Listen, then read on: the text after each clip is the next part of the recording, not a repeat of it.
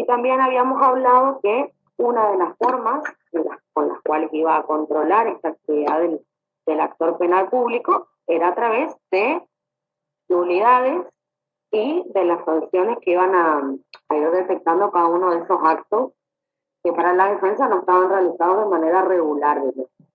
¿Sí? Con esto no. Bien. Entonces vamos a hablar de cómo fue evolucionando esta sanción procesal de la nulidad desde un sistema tradicional, un sistema inquisitivo y mixto, hasta cómo se utiliza esta sanción procesal de nulidad hoy en día con un sistema acusatorio, donde pasamos de darle importancia al cumplimiento estricto de los requisitos que debe cumplir un acto hacia el respeto y el control de las garantías constitucionales. Comenzamos diciendo que el derecho procesal penal, como dijimos siempre, como siempre lo definimos, es un conjunto de normas que van a regular la función jurisdiccional que realiza el Estado. Y que solo esos actos y esa función se puede realizar con motivo o en ocasión de que se haya abierto un proceso penal. También habíamos dicho que todo proceso era un conjunto de actos, era una serie gradual y progresiva y concatenada de actos procesales que iban a ser realizados por órganos públicos que ya estaban predispuestos, ya sean eventuales o esenciales, y que esos actos procesales van a tener efectos dentro del mismo proceso. O sea, los efectos que quieran cumplir o que necesite cumplir este acto procesal siempre va a ser realizado y producido dentro del proceso y nunca de manera externa. Como por ejemplo, uno de los efectos que tiene el proceso penal es que se dicte una sentencia, ¿cierto? Que se investigue, que se inicie un litigio y que, como también habíamos hablado, nunca el fin va a ser el dictado de una sentencia condenatoria, sino que lo que vamos a buscar es que un conflicto que generó este proceso penal, esta apertura del proceso, este inicio del proceso a través del acto inicial, el acto procesal, lo que haga es componer ese litigio. A veces esa composición se puede hacer sin llegar a una sentencia, sino que podemos ir por salidas alternativas o por una sentencia condenatoria o no. Eso va a depender de cómo vaya avanzando el proceso y las diferentes pruebas y los diferentes momentos que vaya cumpliendo cada uno de los sujetos que intervienen. ¿Qué nos queda de todo esto, de estos actos procesales y de este proceso? Que la ley procesal, que es la que establece los lineamientos que debe seguir este proceso penal, regula todos estos actos procesales para que puedan cumplir los fines para los cuales fueron propuestos, pero principalmente para que se respeten todas las garantías constitucionales.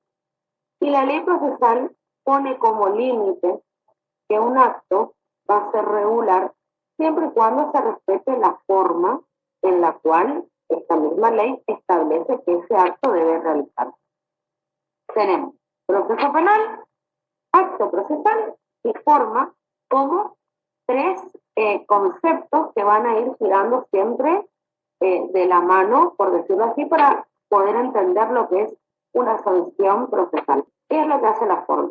La forma lo que permite es que todo acto tenga un mínimo de orden. Ese mínimo de orden, ¿para qué vamos a necesitar? Primero que nada, para que ese acto sea cierto, tenga certeza. Y en segundo lugar, para que ese acto a su vez tenga seguridad jurídica, es decir, que realmente el acto que uno quiera realizar tenga una consecuencia cierta que a su vez brinda una seguridad jurídica.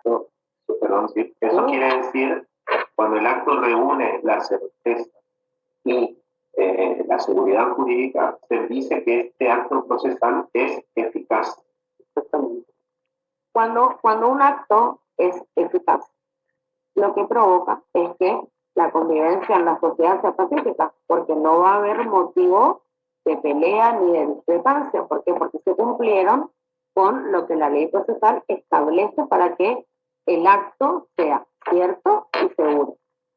Además, eso hace a lo que es un cumplimiento, digamos, de lo que es la garantía de la igualdad ante la ley y ante los tribunales, ¿no? Porque no se puede incurrir en lo que es un tipo de proceso determinado con una formalidad para una cierta persona y para otra persona otra formalidad distinta. Siempre se tiene que mantener un orden burocrático básico que ahora se está intentando sacar con el sistema acusatorio, ¿no? Pero para mantener esos parámetros básicos, lo que sería la garantía frente a la igualdad frente a los tribunales, digamos. Exactamente, esa igualdad de armas también, el acceso de ambas partes. Y lo que hace el debido proceso general. Exactamente, de ambas partes por igual, diríamos, para que ambas partes sepan cuál es el contenido que debe tener un acto, cuál es la forma que debe cumplir un acto para que sea válido y eficaz, ¿no es cierto? Entonces, decimos que esta forma procesal va a representar el instrumento o el medio para que se aplique de manera adecuada. Por eso, el acto procesal debe realizarse conforme a las exigencias que van a estar predispuestas de antemano por la ley. Los actos procesales, para que sean válidos, tienen que ser documentados mediante actas y se deben respetar e imponer un mínimo de formas en estas actas también. Actas nos referimos a un documento. Es la materialización de los actos procesales que se realizan en forma oral. Por eso decimos que no es lo mismo acto que acta, porque puede existir un acto, pero no el acta, pero jamás va a existir un acta sin un acto atrás que le dé validez. El acto procesal se debe documentar cuando es realizado de manera oral a través de una acta, va a ser la materialización de lo que se realiza de manera oral. A su vez, esa acta, para que sea válida, debe respetar una cierta forma que está dada por la ley procesal. Por eso no debemos confundir lo que es un acto y lo que es un acta. Siempre va a existir un acto, pero no necesariamente un acta que la avale, pero jamás debe existir un acta sin un acto que le dé un basamento. ¿Se entendió esto? No, al revés. Puede haber acto sin acta, pero no acta sin acto. Que consten actas. Eso no es así. En realidad tiene que constar todo. En realidad ya existe la filmación, diríamos, claro, de ese acto que se está realizando. Lo hace que resalte. Exactamente. A los fines de las películas lo que hacen es mezclar lo que es un sistema inquisitivo y lo que es un sistema acusatorio. Vos no podés pedir nunca en un sistema acusatorio que conste en acta porque ya está constando, ya se está filmando, ya estás teniendo un basamento en el cual prenderte eventualmente. Conste en acta surge de la antigüedad en la cual no había todavía un sistema de cámara para poder grabar o filmar y por ende se hacía de manera taquigráfica toda la redacción de lo que estaba sucediendo durante la audiencia de debate, pero estamos hablando de épocas antiguas. O sea, recordemos que si bien el sistema acusatorio es moderno para nosotros, para el sistema anglosajón en realidad es un sistema bastante antiguo que lo usan desde hace muchísimo tiempo. Entonces el tema del acta venía de eso, de que en su época la gente la tenía que tipear en máquina de escribir con los taquigráficamente que tiene símbolos y eso como para poder escribir más rápido. Entonces por eso se hacía constar en actas, porque el acta iba a ser el reflejo de la audiencia. Hoy en día el acta ya no se usa, pero por una cuestión de que se filma. Respecto al momento de plantear la nulidad. O antes, en un sistema mixto, incluso actualmente en Corrientes, vos necesitabas un documento en el cual basarte después para poder plantear la nulidad respecto a algo. Entonces vos decías, el día de tal declaración de imputado, por ejemplo, el imputado no fue con su abogado defensor porque en el acta de declaración de imputado consta que él prestó declaración solo sin su abogado defensor. Entonces vos, basándose en esa prueba documental, podías plantear que se violó la garantía de la defensa en juicio. Hoy en día, en el mismo momento en que se está realizando esta audiencia de indagatoria hacia el imputado y en la cual está prestando su declaración, por ejemplo, cuando no le lean los hechos, vamos a ir a otro o cuando no le cuenten, no le informen el derecho que tiene de abstenerse, si que su silencio implique una presunción en su contra, el mismo abogado en ese mismo momento de manera oral ya puede plantear la nulidad del acto. Entonces, esa nulidad planteada sí es la que va a quedar constancia en un acto, porque hubo un acto en el cual se basaron para poder redactar ese acto. Yo entiendo que estamos todos con el sistema mixto y el sistema inquisitivo y las películas. Como esto de conste en actas que antes se utilizaba, hoy ya no se utiliza porque ya tenemos un medios más modernos y porque el mismo Código Procesal, con una nueva doctrina moderna sobre las nulidades, nos está exigiendo que la nulidad la planteemos en el mismo momento en que la detectamos, porque después no va a ser posible. El acta vendría a ser un instrumento de respaldo, digamos, en lo que vendría a ser la audiencia. Sin embargo, ahora con el tema de lo que es la emergencia del COVID y demás, acá en el Chaco por lo menos se dejó de utilizar definitivamente las actas. Para lo único que sí se mantiene el acta más o menos por ahora son para las cuestiones probatorias, pero en otros ámbitos el acta ha desaparecido totalmente. Esto del acta, sin embargo, sirve para que ustedes entiendan de dónde viene, digamos, históricamente y de dónde se constaba, digamos, lo que se actuaba en las audiencias, ¿no? Porque anteriormente hablar de un sistema acusatorio era muy avanzado, ni siquiera existía. Entonces surge de esto. Ahora vamos a hablar un poquito de actos y resoluciones judiciales. Antes de pasar la filmina, quiero que ustedes me digan 3 tipos, que son los más importantes de todos. Bueno, hay 3 tipos de actos procesales dentro de un proceso que son los más importantes. La sentencia, los autos, o también llamados interlocutorios, y los decretos, que pueden ser simples o fundados. Me quedo atrás con la filmina. Ahí está. ¿Qué son las sentencias? Son las resoluciones que van a poner fin al proceso o que van a resolver el fondo de una cuestión. Y siempre tienen que ser fundadas. El auto o el interlocutorio lo que hace es resolver una cuestión accesoria o un incidente. Van a ser al trámite del proceso y deben ser motivadas, es decir, expresar el por qué se inclinó por una u otra decisión. Y los decretos, que pueden ser simples o fundados.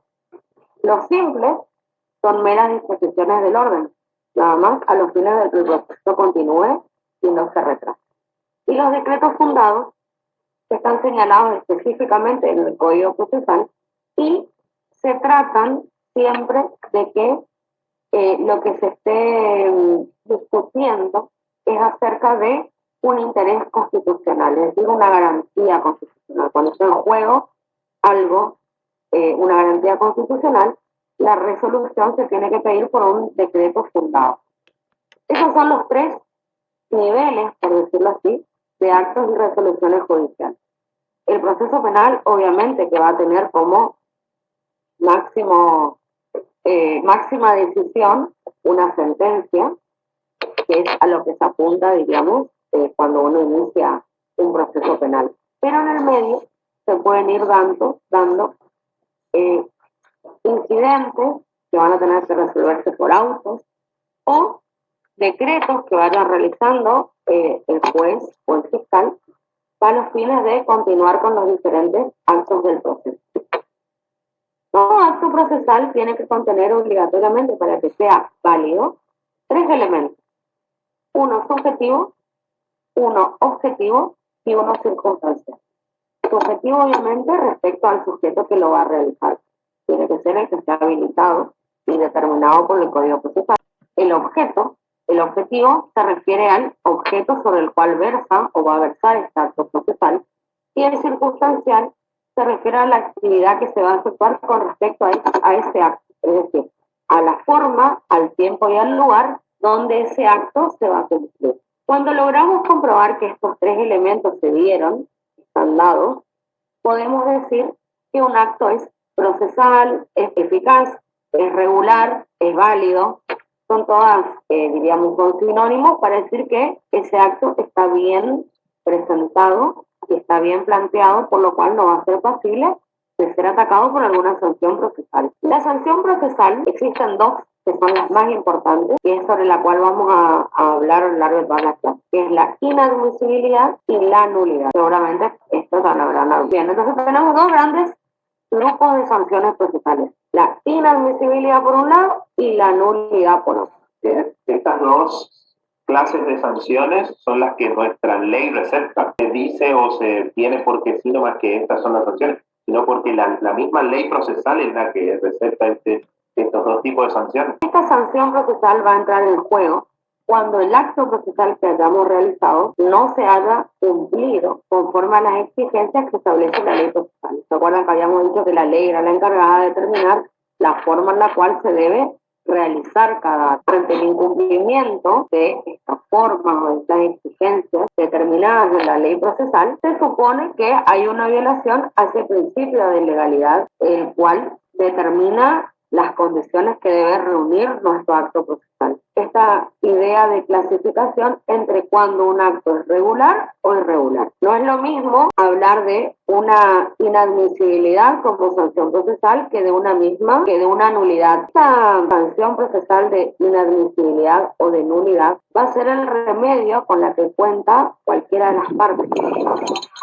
del diputado para garantizar el funcionamiento del proceso y también preservar garantías de la Constitución. Cuando un acto va a ser irregular, cuando se vulneran las formas esenciales o cuando no se realiza dentro del plazo establecido por la ley. Cuando un acto entonces decíamos que va a ser irregular y pasible de tener una sanción procesal, cuando no se cumplan con las formas esenciales o cuando no se realizan dentro de los plazos establecidos por la ley procesal, cuando se violen garantías constitucionales o normas constitucionales, ya sea en favor de la víctima o del imputado, o cuando se impida o se afecte el ejercicio de las funciones del Ministerio Público. En estos tres casos, grandes grupos, se puede atacar ese acto por medio de una sanción de nulidad o de inadmisibilidad. No es lo mismo, ya vamos a ver cuáles son las diferencias, pero lo único que vos podés atacar, respondiendo a tu consulta, es un acto irregular. ¿Por qué? Porque no está bien hecho. ¿Está conforme a la ley? Exactamente. No va a ser eficaz y es inválido así como está presentado. Entonces lo atacamos por alguna sanción de nulidad o de inadmisibilidad, dependiendo en el momento en el cual se planteó ese acto. Ese acto que ingresó como irregular puede ser pasible de transformarse en regular si se cumplen ciertas pautas que lo vamos a ver más adelante. No es que al ingresar irregular ya quede irregular para siempre, sino que hay posibilidades de sanear o de convalidar esa irregularidad para que ese acto sea regular. Esta serie de actos concatenados, uno va guardando relación con el que le precedió. Como les decía, nos damos cuenta que el proceso está constituido por una serie de actos que realizan las distintas partes que van interviniendo en él, sea el Ministerio Público, sea la defensa, sea el querellante. Estos actos procesales siempre deben respetar, siempre que respeten las reglas preestablecidas, serán actos regulares. Sí, todos los que intervienen en el proceso, siempre y cuando esos actos respeten las reglas preestablecidas. ¿Dónde están las reglas preestablecidas en la ley? Serán actos regulares. En tanto que serán irregulares, defectuosos o viciosos cuando no respetan esas reglas. El acto procesal en sí tiene vida y eficacia solamente dentro del proceso. Y como dijo Silvana recién, la finalidad de cada acto es el dictado de una sentencia, llegar a una sentencia. Cuando el acto es cumplido con la observancia de la forma prescripta, entonces decimos que al ser regular es un acto eficaz. ¿Qué pasa cuando ese acto es cumplido? Cuando ese acto es cumplido sin la observancia de la forma prescripta, o sea, irregular. Estos actos que no observan las formas prescritas, entonces dijimos son actos irregulares, porque tienen un defecto y por lo tanto se vuelve ineficaz. No debe tratarse de cualquier imperfección, sino de aquella que es captada por la ley, en consideración a la importancia con la trascendencia de imponer o permitir la invalidación del mismo acto y sus consecuencias, porque acuérdense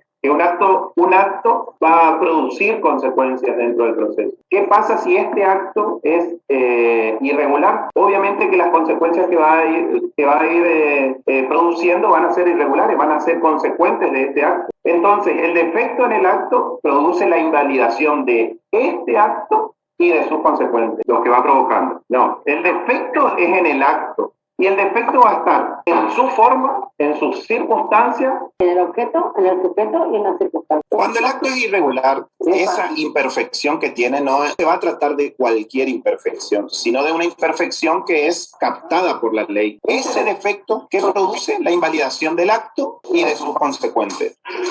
Esa ineficacia debe surgir de un defecto en el acto mismo, dentro de la totalidad de sus requisitos, es decir, de los presupuestos, de la estructura y de las circunstancias. Ahí está la respuesta a tu... La eficacia de la invalidación, la eficacia de la invalidación se cumple mediante la aplicación de sanciones de carácter procesal. Esto es lo que acá es donde encontramos el filtro para estos actos.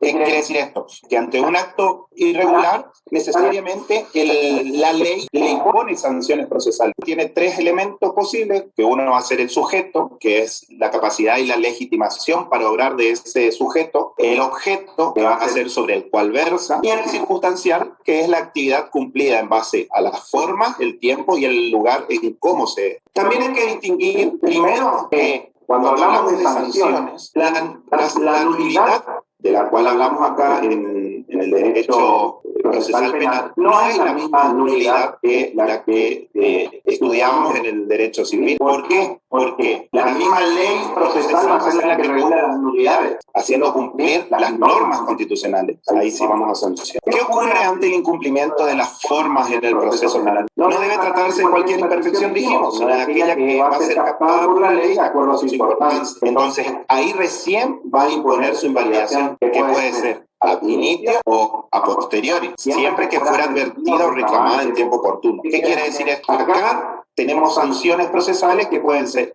la inadmisibilidad o la nulidad, como vemos acá. La inadmisibilidad generalmente es a priori, porque no deja que ese acto irregular ingrese al proceso. Al aplicarse la sanción se reconoce la ineficacia jurídica del acto irregular y toda la actividad que se desencadena por eso. Vamos a hablar ahora de lo que es la primera de las sanciones, la inadmisibilidad. La inadmisibilidad es la sanción prevista por la ley en forma expresa o tácita para declarar la ineficacia de un acto que la ley determina que no debe producir efecto. Y esto es lo importante de la inadmisibilidad, que dice que no debe producir efecto. Vamos a un ejemplo. Por ejemplo, cuando los plazos son perentorios y el acto debe cumplirse en determinado tiempo, si se cumple posterior al tiempo, al plazo, ese acto va a ser inadmisible por el tribunal.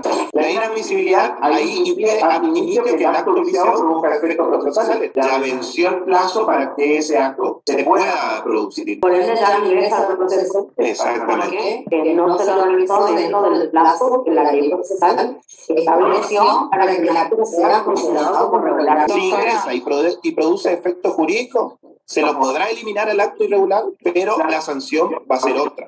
Sería la nulidad en ese caso. ¿Saben? Porque yo no lo estoy escuchando ahora. Un acto irregular es pasible de sanción procesal. ¿Dónde se encuentra la sanción procesal? Obviamente en la ley. ¿Cuáles son las sanciones para este acto irregular? Este acto irregular puede tener como sanción la inadmisibilidad o la nulidad. La inadmisibilidad es la sanción prevista por la ley en forma expresa o tácita para declarar la ineficacia de un acto que la ley determina que no debe producir efecto. Les daba el ejemplo de cuando los plazos son perentorios. ¿Qué va a pasar cuando los plazos son perentorios y debe cumplirse el acto en un determinado tiempo? Será inadmisible para el tribunal si se lo intenta cumplir después de vencido ese plazo. La inadmisibilidad impide ad initio que el acto viciado produzca efectos procesales. La inadmisibilidad, como no admisión de un acto viciado, funciona antes de que este acto produzca efectos en el proceso. Si ingresa el acto viciado, el acto irregular o defectuoso, ingresa al proceso, se lo va a poder eliminar a ese acto, pero la sanción va a ser otra. En este caso, la sanción va a ser la nulidad. Para que quede claro lo que es la inadmisibilidad. La inadmisibilidad es la sanción procesal que impide el ingreso al proceso de un acto irregular. La inadmisibilidad, ¿qué es lo que pasa con cómo funciona como sanción? Impide que ese acto ingrese al proceso. Porque está viciado. Porque ese acto que quiere ingresar al proceso está viciado, defectuoso, es irregular. Por ejemplo, cuando uno se quiere constituir en querellante y, por ejemplo, no es víctima, entonces ese acto de constitución de querella no va a poder entrar al proceso porque la persona que quiere constituirse querellante no tiene el interés necesario que establece el Código Procesal para ser considerado querellante. No es víctima. Supongamos, mira, te doy un ejemplo más claro todavía, también con la querella. Supongamos que yo quiero presentar mi querella cuando ya está en etapa de juicio. Claro. Y lógicamente me van a decir, no, esto es inadmisible porque ya es temporáneo, totalmente extemporáneo, no puede ser, es inadmisible. Que eso no significa que el acto en sí sea nulo, o sea, no es que yo no tendría derecho a ser querellante, es inadmisible por una cuestión de que ya pasó el tiempo, claro, el plazo caducó y ya no puedo entrar al proceso. La nulidad, en diferencia, que es lo que va a explicar ahora, pero como para que entiendan más que nada la diferencia, puede hacer referencia a algo que sí ya haya entrado en el proceso, pero se le aplica la sanción de nulidad, inclusive estando dentro del proceso. Supongamos, yo presento mi querella que no tiene el tipo de delito por el cual yo estoy queriendo acusar. Entonces termina, si bien entró al proceso, fue admisible mi querella, pero es nulo el acto porque le falta un requisito fundamental. Yo soy víctima de un delito de calumnias, ¿no es cierto? Y realizo la investigación, termino mi legajo de investigación y presento todo mi legajo con todas mis pruebas, con mi querella, presento ante el juez de garantías. Mi acto de constitución en querellante o procesal de inicio de un proceso va a ser pasible de una sanción de inadmisibilidad o de una sanción de nulidad. Vuelvo a repetir el caso, o ya saben la respuesta, Miguel está ahí conmigo. Yo soy víctima de un delito de calumnia. En esos delitos yo realizo la investigación, reúno las pruebas, hago mi escrito de inicio y presento el resultado de mi investigación ante el juez de garantía. Mi acto pasible de una sanción de inadmisibilidad o de nulidad. No va el juez. Bien, estoy hablando de un delito de acción privada. En los delitos de acción privada, el titular de la acción es el ofendido. Y el ofendido es el que realiza la investigación. No necesito constituirme querellante, porque yo mismo soy el titular para instar esa acción.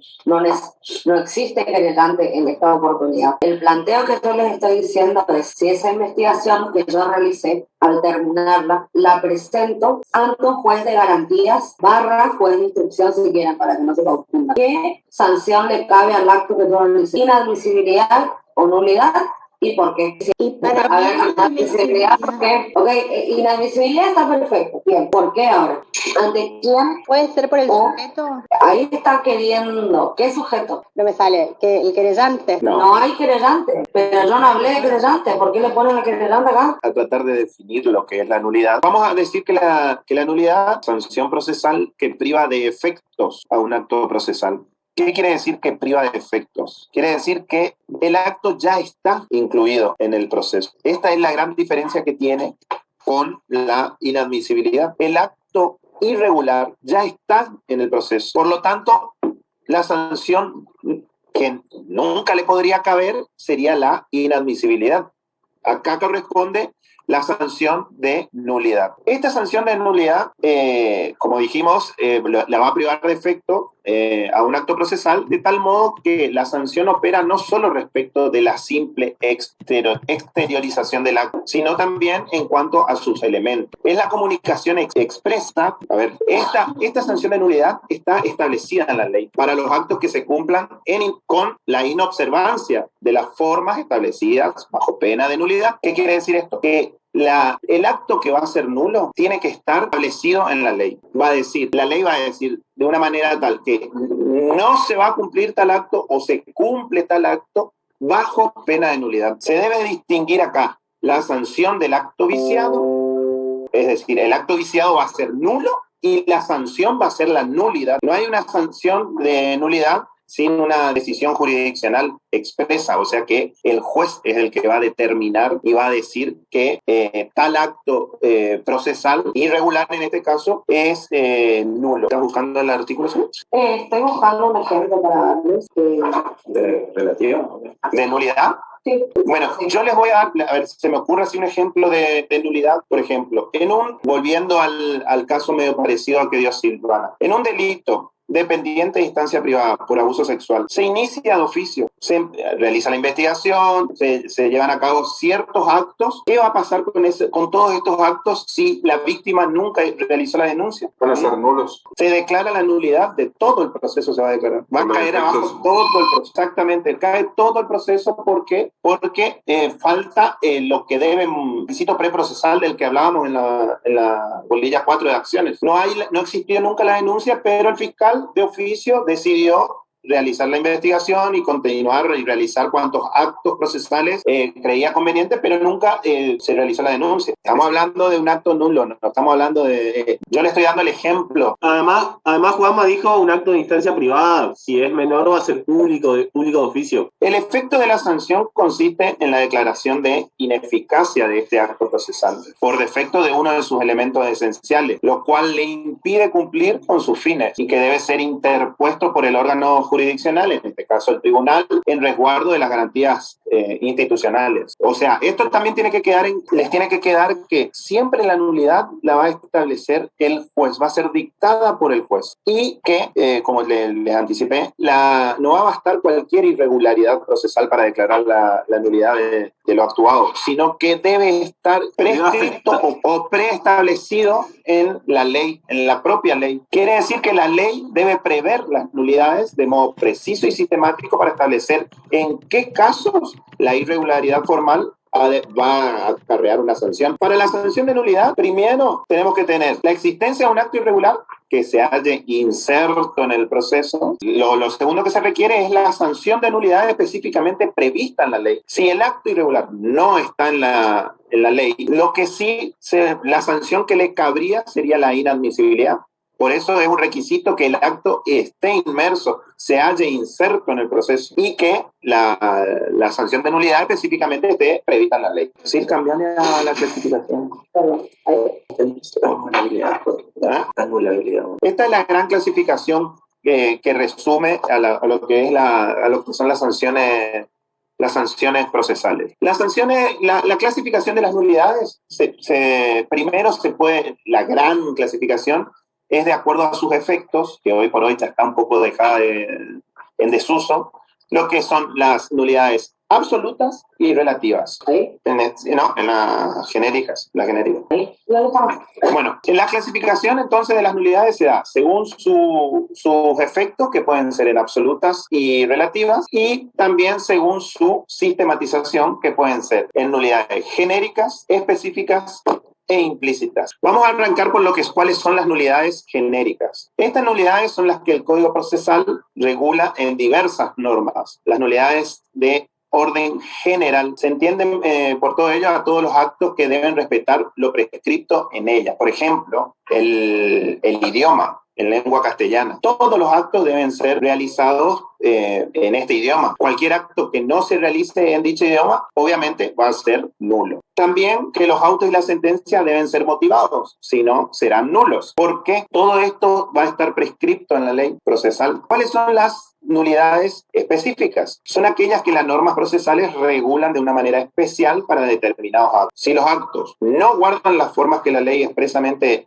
especifica, se lo sanciona con nulidad. Por ejemplo, la advertencia que decíamos hoy de abstenerse de declarar respecto del imputado. Hay que advertirle al imputado que tiene esta facultad de abstenerse de declarar, si no va a ser nula su declaración. Otras nulidades son las implícitas. Además de estos dos tipos de nulidades, como la genérica y la específica, que se encuentran expresamente establecidas en la ley, existen actos en el proceso cuya omisión no puede tener otra sanción que sea la de nulidad. Y son estas las nulidades implícitas. Un ejemplo de ellas son los delitos cuya acción depende de instancia privada y una omisión de la denuncia por parte de quien se encuentra facultado por la ley para hacerlo, obviamente se va a sancionar con una nulidad. Este es el ejemplo que le di recién, que un delito de acción pública, dependiente de instancia privada, se realiza toda la investigación por parte del fiscal, pero se omite la parte de la denuncia por parte de quien está facultado para hacerlo. Esa es una nulidad implícita. No está en la ley, no está en la ley, pero se sabe, de acuerdo a cómo no está en la ley que diga que si un delito de acción pública, dependiente de instancia privada, no se realiza la denuncia, pero se lleva a cabo una investigación de oficio, no está escrito que va a ser nulo. ¿Se entiende? Pero es nulo, ¿por qué? Porque no cumple con las formalidades que debe cumplir, que prescribe la ley penal. El acceso a la justicia, por ejemplo, que no hay ningún artículo que diga expresamente que si no se le da, pero como esa manda constitucional o esa garantía viene de otro, de una norma constitucional, de otro cuerpo de normas, digamos, se sobreentiende que si no se cumple con eso, acarrea una nulidad implícita. Eso sería lo que es implícito. O sea, por ejemplo, la otra gran clasificación de las nulidades, que es según sus efectos, son las nulidades absolutas y las nulidades relativas. Las nulidades absolutas son aquellas que afectan de tal modo al acto procesal que corresponde declararlas de oficio. Esa inobservancia implica una violación de una garantía constitucional o de normas constitucionales. Esto tiene que quedar claro, porque esta es la gran diferencia que tiene la nulidad absoluta con la nulidad relativa. La expresión que dice siempre que importe una violación de las normas constitucionales significa considerar a tal violación como condición necesaria e indispensable. Las nulidades absolutas, si querés pasar a ver con la paso. Las nulidades absolutas deben ser declaradas de oficio, como les dije, en cualquier otra gran diferencia con la relativa, en cualquier grado o estado del proceso, en el momento que sean advertidas por el tribunal y sin perjuicio de la alegación que realicen las partes, salvo que la garantía violada ya haya sido restablecida. Entonces, las nulidades absolutas, ¿qué afectan? Afectan garantías constitucionales o normas constitucionales y pueden ser declaradas de oficio en cualquier grado o estado del proceso, siempre y cuando al momento que tome conocimiento el tribunal. Las nulidades relativas. Las nulidades relativas son aquellas que pueden ser planteadas por cualquiera de las partes, tanto por el Ministerio Público o la defensa, que no las hayan, obviamente que no la tuvieron que haber causado o concurrido a causarlas y que tengan un interés legítimo en la observancia de las disposiciones legales respectivas que no han sido observadas. Este tipo de nulidades, que son susceptibles de confirmación, convalidación o saneamiento, deben ser solicitadas en tiempo. No sé quién era. Deben ser solicitadas en tiempo oportuno. Esto tengan en cuenta, por quien tenga el interés legítimo de que el acto no lleve a realizarse. Para que entiendan, básicamente se los pongo en un contexto un poquito más simple. Las absolutas no significa que sí o sí tengan que ser declaradas de oficio, sino que pueden ser declaradas de oficio. ¿Eso qué quiere decir? No es que yo sí o sí tengo que esperar nomás hasta que el juez se dé cuenta de que es nulo y ahí me declaro la nulidad. No, yo le puedo plantear la nulidad. Lo que pasa es que la diferencia con la relativa es que en la relativa yo sí o sí la tengo que plantear. A esa no puede ser declarada de oficio. En la absoluta lo puedo plantear yo, o si se da cuenta el juez solo, la declara nula él solo. En la relativa yo sí o sí tengo que plantear para que recién ahí me declaren la nulidad. ¿Por qué? Porque las nulidades absolutas no son subsanables, es decir, son nulas por donde le mire por adelante, por atrás, va a ser siempre nulo. Por el acto que afecta. Exacto. Por lo que afecta el acto, mejor dicho. En cambio, la relativa, que sí es subsanable, es decir, se puede arreglar, se puede enmendar, yo no necesariamente como parte voy a pedir la nulidad porque yo puedo convalidar el acto. Un ejemplo de convalidación de este acto es, por ejemplo, yo tengo que mandar una cédula y pongo mal la dirección o pongo mal el nombre de la persona que tiene que recibir la cédula de notificación, ¿sí? Cuando llega la cédula, esa persona se va, lee la cédula, se va y se presenta ante el juzgado. Por más de que su domicilio haya estado mal o su nombre haya estado mal,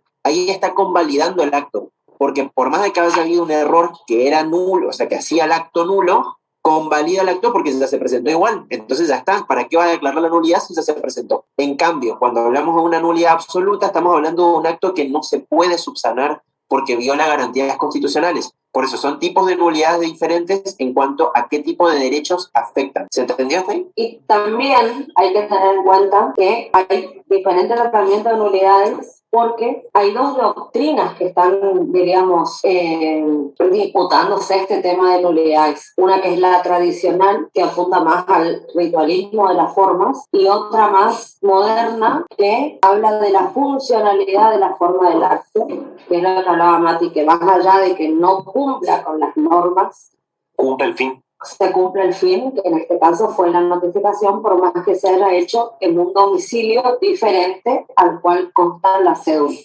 Pero eso lo vamos a hablar en un ratito. En las ciudades del interior, mismo acá de Corriente, la gente generalmente se conoce y el oficial de notificador de un juzgado por ahí está llevando la cédula a la casa de un conocido y lo cruza por la calle, en la carnicería, en la panadería, en algún lado, y lo notifica ahí. Eso sería un acto nulo por donde se lo mire, porque lo está notificando en un lugar donde no corresponde. Justamente en la cédula tiene que ir el domicilio y la característica, si es real, legal, procesal, y se lo está notificando en la calle. Eso sería nulo. Eso que habla Juan, por ejemplo, cuando ustedes tienen que confeccionar una cédula, hay ciertas requisitos formales que se tienen que cumplir, que si el oficial notificador no los ve que se cumple, directamente no los lleva. No la diligencia. Entonces ustedes están perdiendo tiempo en diligenciar y en notificar un acto que por ahí no tiene escrito entre paréntesis que el domicilio que consta es el real o el procesal, y por esa razón tienen que rehacer la cédula y volver a enviar, y ellos perdieron 20 días, por ejemplo. Sí. Entonces esa es la disyuntiva que hay entre por qué qué usamos. Usamos la forma de manera sacramental, o usamos la forma siempre y cuando el fin se haya cumplido. Exactamente. Eso es un poco las teorías que hablaba. ¿Puedo ir a las teorías? Sí, no. Después venimos a las características. Bueno, yo quiero ir ya que estamos con este tema y surgió la duda, diríamos. A ver, ¿dónde están? Vamos a dos teorías, que es la que les estaba comentando, que es lo que hizo que más o menos se vaya cambiando la forma de ver, la forma de los actos procesales y cómo convertirlos en inválidos o ineficaces, no solamente cuando no cumplan con la forma o los requisitos que establece la ley procesal, sino también cuando no se vaya a cumplir el fin para el cual se haya establecido ese código. Puedes poner silenciar ahí y entonces los... ¿Estamos ahí? Bien. ¿Ahí me ven, chicos? ¿No? Porque no me parece como que estoy...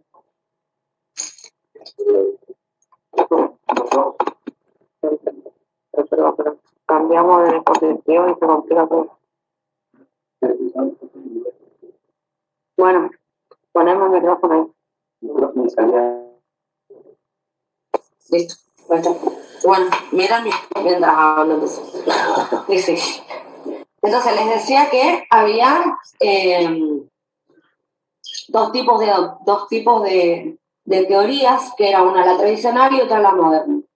Cuando hablamos de la tradicional, tenían como principal axioma que van a ser nulos todos los actos que no vayan a cumplir con una forma prevista que está establecida en la norma procesal. Es decir, que las formas para esta teoría eran sacramentales, que es lo que le estábamos comentando recién respecto a las cédulas. Esto viene desde los romanos. Desde los romanos, exactamente. Entonces, ¿qué pasaba con esta teoría tradicional? Se pedía la nulidad de todo acto por la mera inobservancia de la forma.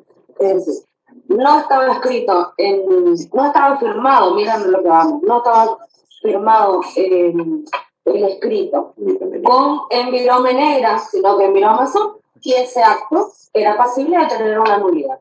A eso llegamos, digamos, ese fue el límite al cual llegamos con el tema de que las formas eran sacramentales y eran muy ritualistas y se debía seguir para que ese acto sea válido. Entonces, esta falsa armonía de pretender interpretar de que acto válido siempre va a ser que cuando se cumplan con las características, tiene bases históricas, principalmente si nos vamos a lo que era el sistema inquisitivo.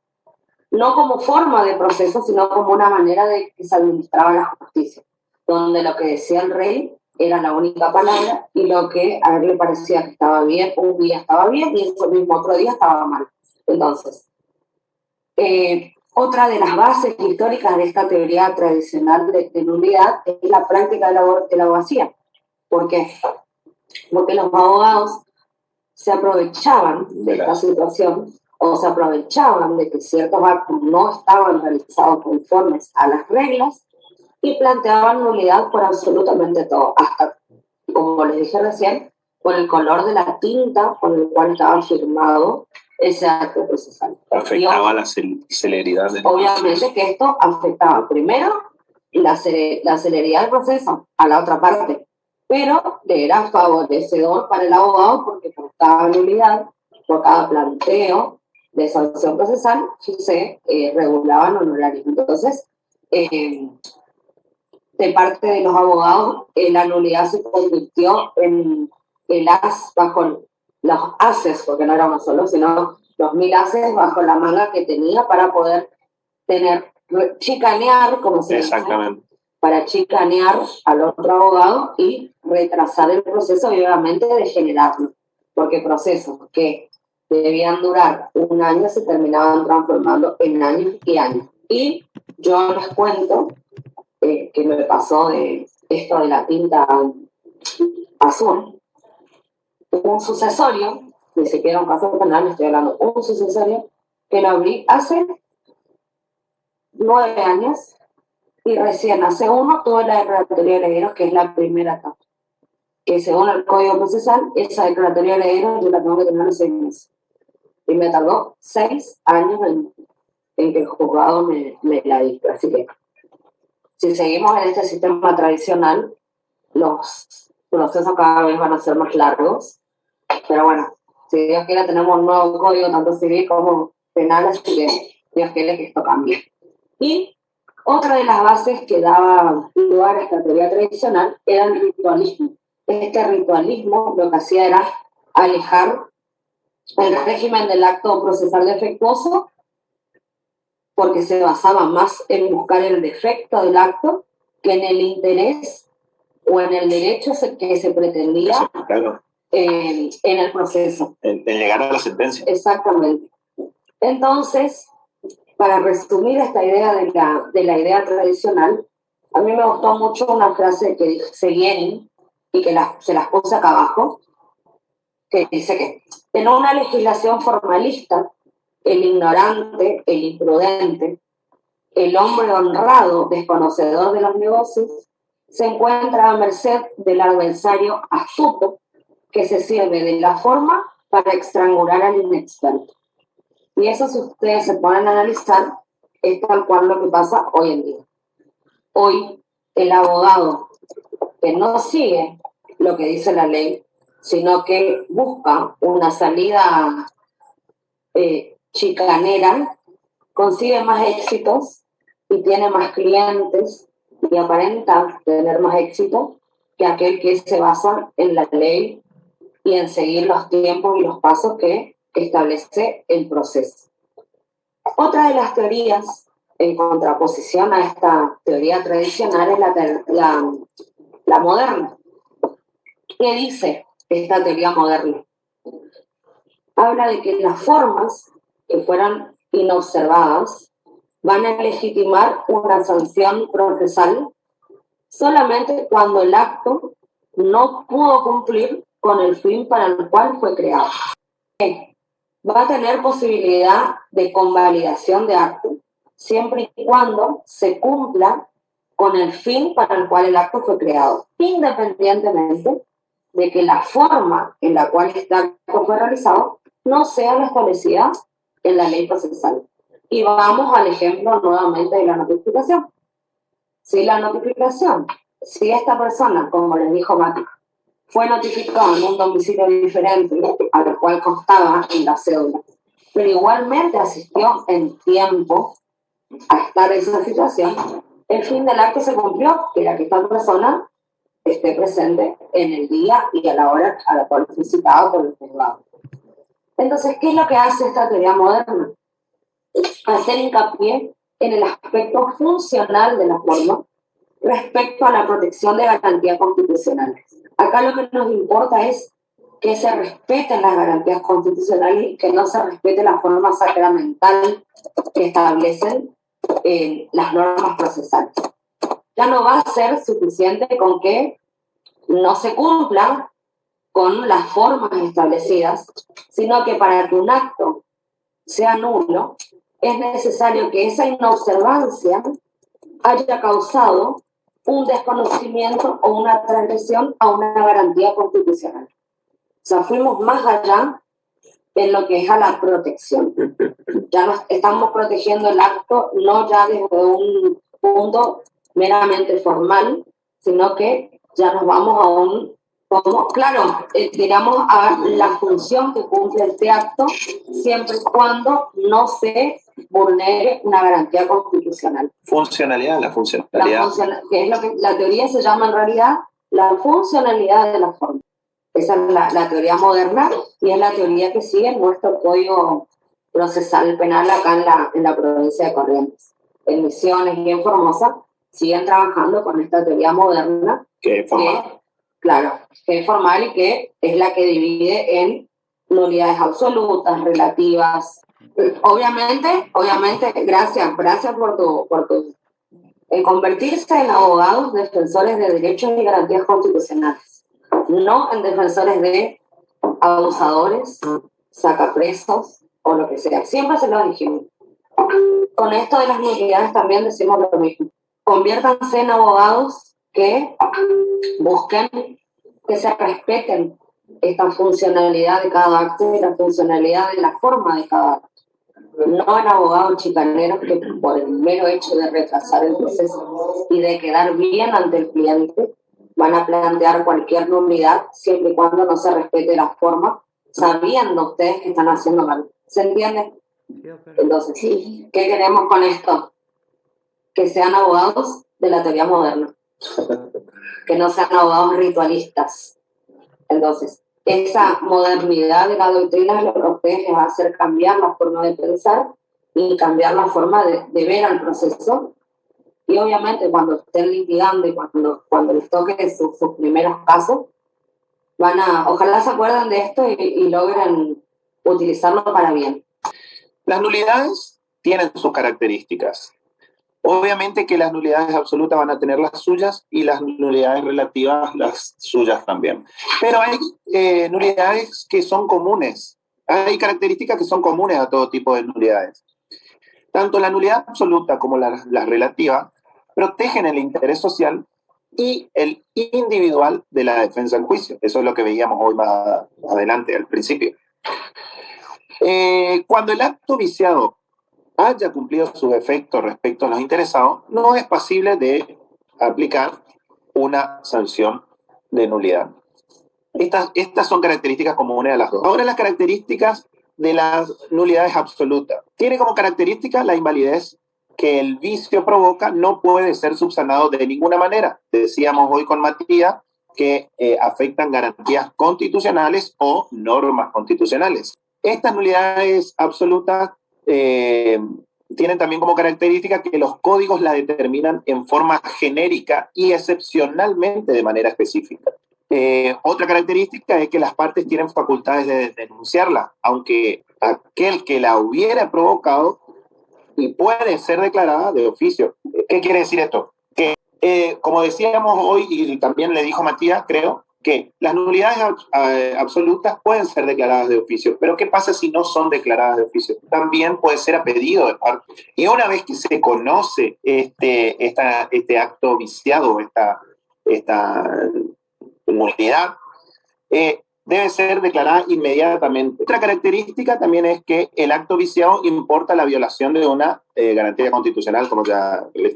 Las características de las nulidades relativas tienen como característica que no son declaradas de oficio, que son a pedido de partes y que, sin perjuicio de que si el juez advierte que puede eliminarla de oficio, la puede realizar.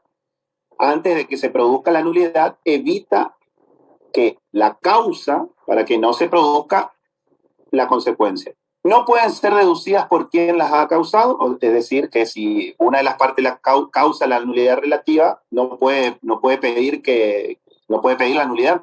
Y que solo las pueden oponer las partes que no las han causado y que tengan el interés en la observancia de las disposiciones legales, dentro de los plazos que establecen la sanción para este tipo de nulidades relativas. Pueden ser subsanados o convalidados cuando la parte no lo ponga oportunamente, cuando esta parte que puede oponerla no lo hace y actúa en consecuencia a ese acto irregular, digamos. Ahí esta nulidad. Hablar rápidamente de algunos artículos que nos quedan del que es el código propiamente dicho. Van a ver que en el artículo 137 se comienza a hablar de el tema de la validez o invalidez de los actos procesales. Primero hablando de lo que eran las reglas generales, pasando por la convalidación, saneamiento, la oportunidad y cuál es el efecto que tiene esta declaración de nulidad. Como regla general, podemos decir que van a ser nulos los actos y no van a ser valorados para fundar una decisión judicial ni podrán ser utilizados como presupuesto de ella. Los actos que sean cumplidos con una inobservancia de formas que garanticen el ejercicio de los derechos del imputado, de la víctima y del ejercicio de las funciones del Ministerio Fiscal. Nulidad por violación a una garantía establecida a favor del imputado no podrá ser declarada en su perjuicio. Si una nulidad por violación de una garantía establecida a favor del imputado se declarase en la etapa de juicio, el procedimiento no podrá retrotraerse a la etapa de investigación. Eso es lo que nos dice el artículo 137. ¿Qué podemos extraer de ese artículo? Que no van a existir procesalmente actos nulos, porque todos son anulables. Es decir, ¿cuál es la diferencia entre un acto nulo y un acto anulable? A ver, Mati. La diferencia entre un acto nulo y un acto anulable vendría a tener que ver con la eficacia que va a tener o con los efectos que va a producir el acto durante el tiempo en el que tenga vigencia. Un acto nulo, la nulidad, significa que el acto nunca tuvo existencia, básicamente. O sea, se considera como que el acto jamás existió. Eso es la nulidad. Es decir, por más de que se haya ingresado en el proceso y se hayan hecho algunos procedimientos, lo que sea, nada de eso tiene efecto porque el acto original era nulo y se tiene como por nunca presentado o por nunca hecho.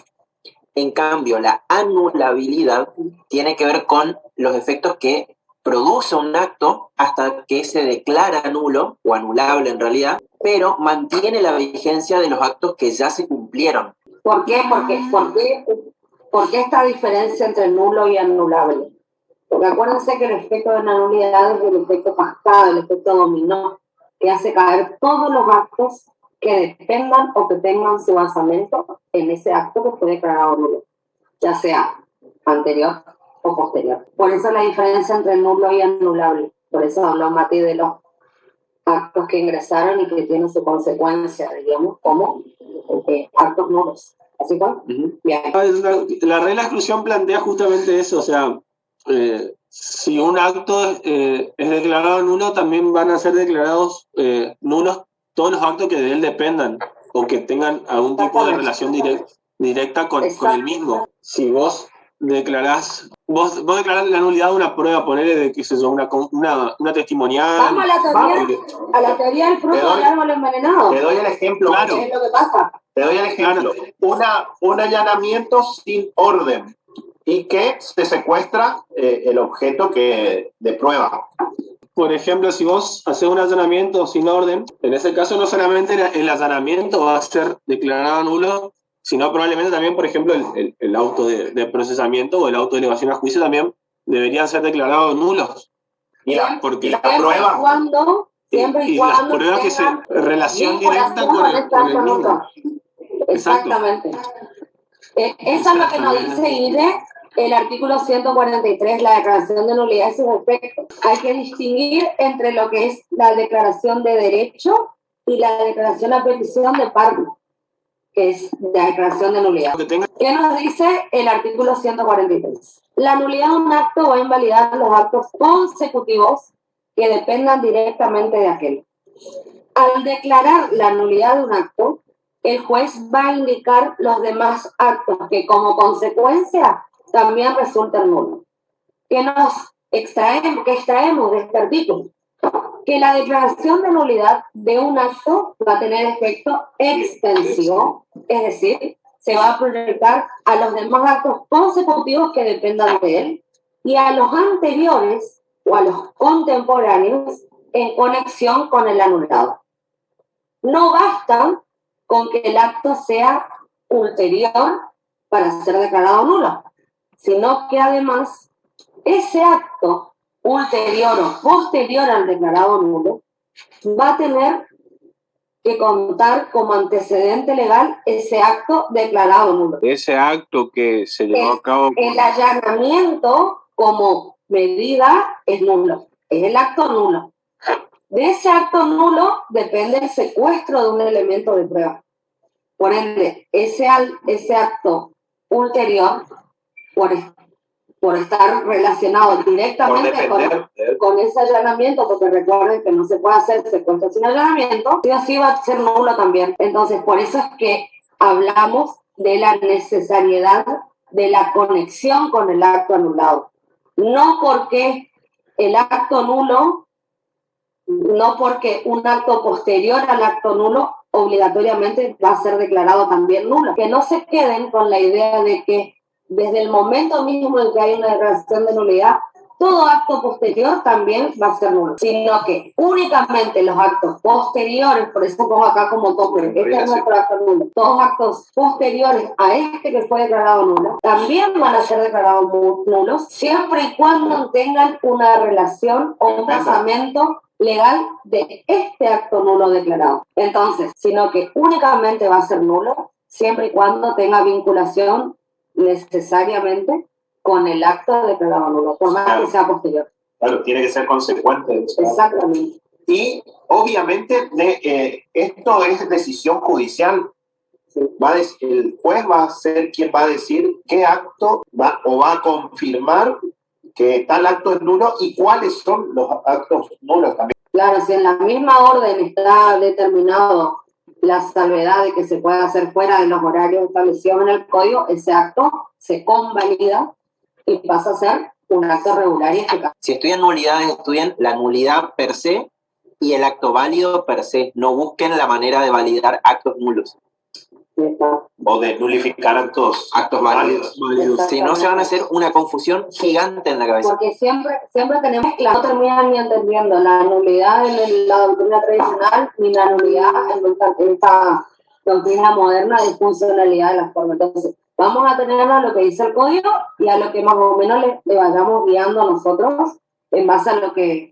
Y si de ese allanamiento se secuestra un elemento de prueba, ese depende necesariamente, ese acto de secuestro depende necesariamente del allanamiento. Y por lógica también va a ser nulo. Quédense, búsquense ejemplos que sean mucho más prácticos y entendibles y no busquen un error. Cuando hablamos de esta declaración de nulidad, de este efecto dominó, obviamente que de pleno derecho ya van a ser nulos todos los actos que dependan necesariamente de ese acto que ya fue declarado nulo. Ahora bien, cuando existan actos anteriores a ese acto declarado nulo, sí o sí vamos a tener que solicitar del juez que expresamente determine que ese acto es declarado nulo, porque no se produce de pleno derecho. Esa es la diferencia en cuanto a actos posteriores y actos anteriores. La posibilidad de saneamiento de los actos. Hay efectos que pueden producir una nulidad y tienen que ser saneados de manera inmediata. ¿Cómo saneamos este acto? Rectificando el error o renovando con un nuevo acto.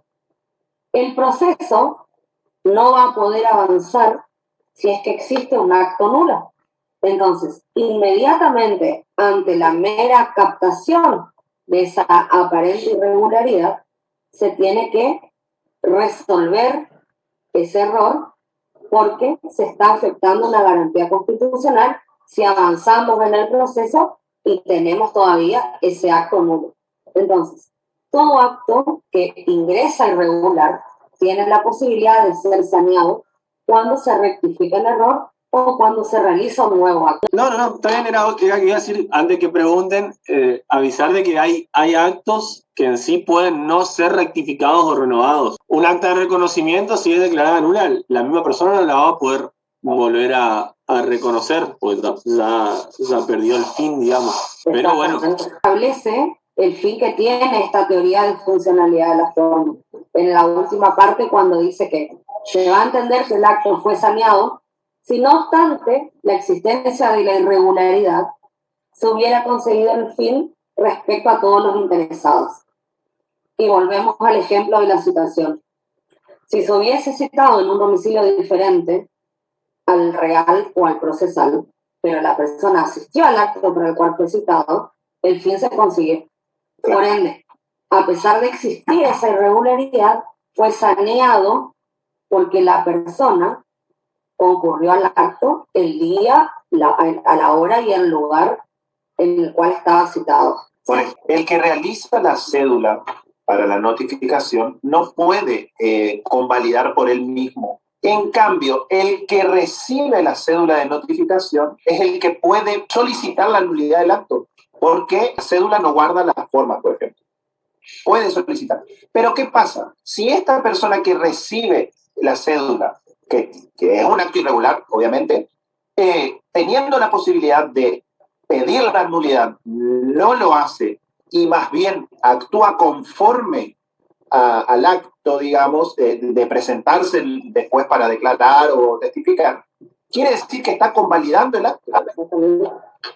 Que es el otro artículo. Cuando los defectos que afecten a la víctima o al fiscal van a quedar convalidados cuando el interesado no solicita el saneamiento porque mientras se realizaba el acto en el que estuviera presente, siempre que haya sido posible advertir la nulidad. Por ejemplo, en una audiencia de formalización de la imputación, por ejemplo, no se le informan los derechos que tiene el imputado y el imputado aún así declara y el abogado continúa y el fiscal realiza la acusación, se entiende que ese acto a principio fue irregular, se convalida por el hecho de que el imputado decide declarar o no, o decide continuar con el proceso. Entonces, es una convalidación tácita lo que se hace, porque se realiza un acto posterior que necesariamente se requiere para continuar con el proceso. Por eso decimos que la convalidación implica la aceptación de ese acto por parte de la víctima y del fiscal. Y las partes, por ejemplo, interesadas, no demuestran interés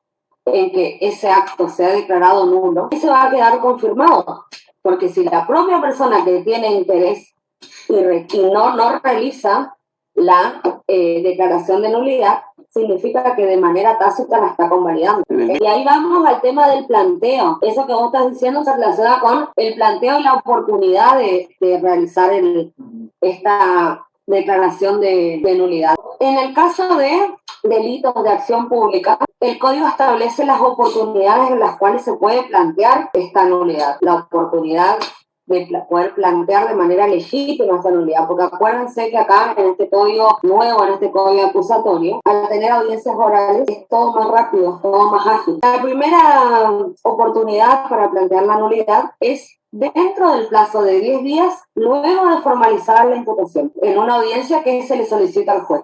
El pedido de audiencia va a ser por escrito, pero el planteo de nulidad se va a realizar oralmente y el juez en esa misma audiencia y de manera oral la va a resolver. Lo mismo va a suceder en la audiencia de control de la acusación. ¿Se acuerdan que hablábamos que la oficina judicial es la que iba a llamar a la parte, a la defensa y al imputado, los iba a emplazar para que en un término de 5 días ellos planteen cualquier irregularidad o cualquier nulidad que necesitan. Pasados esos 5 días, el plazo ya venció, entonces ya no van a tener la oportunidad de plantearlo. En esa misma audiencia también se va a solicitar de manera escrita la realización de la audiencia, pero el planteo de nulidad se la va a hacer de manera oral. Y otra oportunidad en la cual se puede plantear una nulidad es en cualquier otra audiencia en la que se pretenda hacer valer la invalidez de ese acto. Ese pedido de audiencia también va a tener que ser mediante escrito, pero el planteamiento de la nulidad va a ser realizada de manera oral y la va a resolver también el juez en esa misma audiencia. ¿Qué beneficios trae esto de la oportunidad y el planteo de manera oral?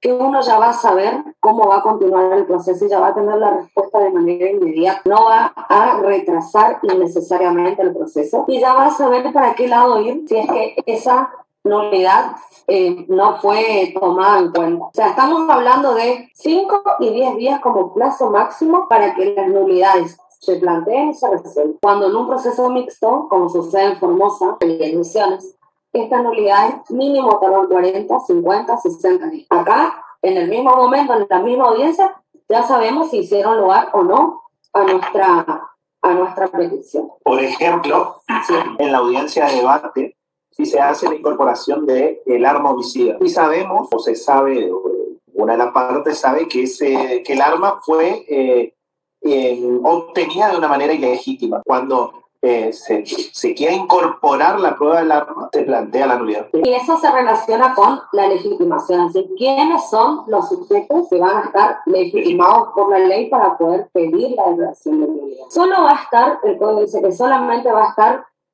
habilitada o legitimada para plantear una nulidad de un acto la parte que resulte perjudicada por el acto y que no haya concurrido a causarla. Obviamente, nadie va a causar una nulidad por el solo gusto, sino que esa nulidad, diríamos, tiene que ser causada por la otra parte. ¿Y qué particularidad tiene este artículo? ¿Se acuerdan que nosotros antes, cuando hablamos de la función del Ministerio Público, habíamos dicho que el fiscal, al momento de realizar la investigación penal preparatoria, actuaba con un criterio objetivo?